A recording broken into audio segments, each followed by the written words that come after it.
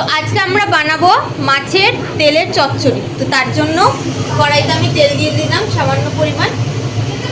এরপরে একটু কালি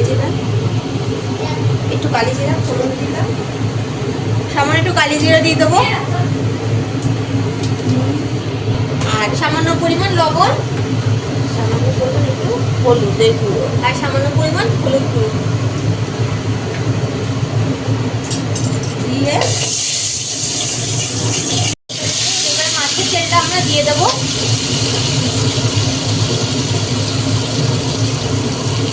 সব দেওয়াতে দেখতেই পাচ্ছ কাতলা মাছের তেল, কালি জিরে, হলুদ, নুন সব কিছু সামান্য পরিমাণ দেওয়া আছে। এবার মাছের তেলটা দিয়ে দিলাম। নাড়াচাড়া করে এটা এখানে কাতলা মাছের তেল দেওয়া আছে, তোমরা চাইলে রুই মাছের তেল দিয়েও করতে পারো।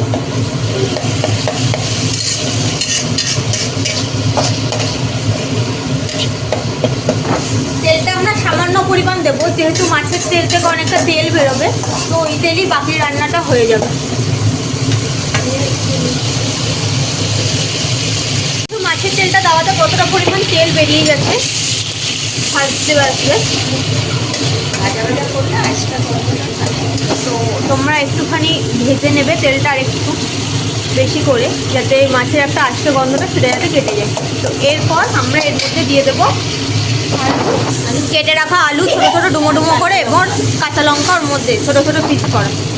বেগুনও দেওয়া যায়, চাইলে তোমরা এর মধ্যে বিভিন্ন ধরনের সবজি দিতে পারো, যেমন বেগুন, গাজর, আরও সিম, সব কিছু দিতে পারো। তো আমরা এখানে শুধুটাই আলু দিয়েই করেছি।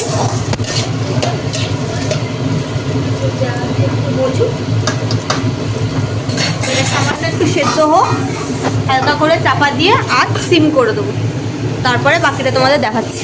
হয়ে গেছে। হ্যাঁ, এই তেলের মধ্যেই, মাছের তেলেই আলুটা সেদ্ধ, কোনো এর মধ্যে জল পড়বে না। এরপরে এর মধ্যে পেঁয়াজ কুচি আর রসুন কুচি দিয়ে একটু মিক্স করে দিয়ে দেবো।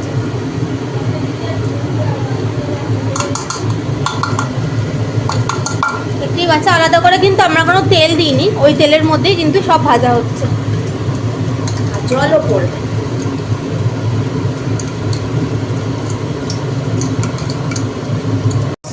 এবারে পেঁয়াজ আর রসুন কুচি সেটা দিয়ে ভালো করে মিক্স করে নিতে হবে। ভাজা ভাজা করে। এবার এটাকে যতটা পরিমাণ ভাজা যাবে ততটাই ভালো। না, এর মধ্যে একটু মশলা পড়বে, দিচ্ছি একটু পেঁয়াজটা একটুখানি ভাজা করবো, হলুদ গুঁড়ো দিলাম, সামান্য একটু হলুদ দেবো। আর লঙ্কা, কাঁচা লঙ্কা একটু কম দেওয়া হয়েছে, একটু এটা ঝাল ঝাল না হলে ভালো লাগে না, একটু লঙ্কার গুঁড়ো পরিমাণটা একটু বেশিই দিলাম। একটু আমরা যেহেতু ঝাল খাই, আর তোমরা ঝাল কম খেলে ঝাল কম দেবে।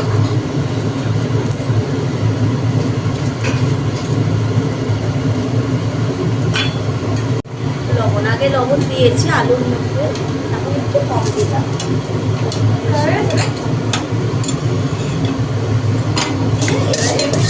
কম আছে, একটু ভাজা ভাজা করতে হবে।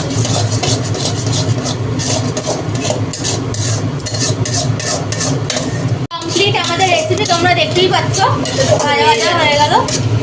এবার আমরা নামিয়ে দেবো এটাকে কড়াই থেকে।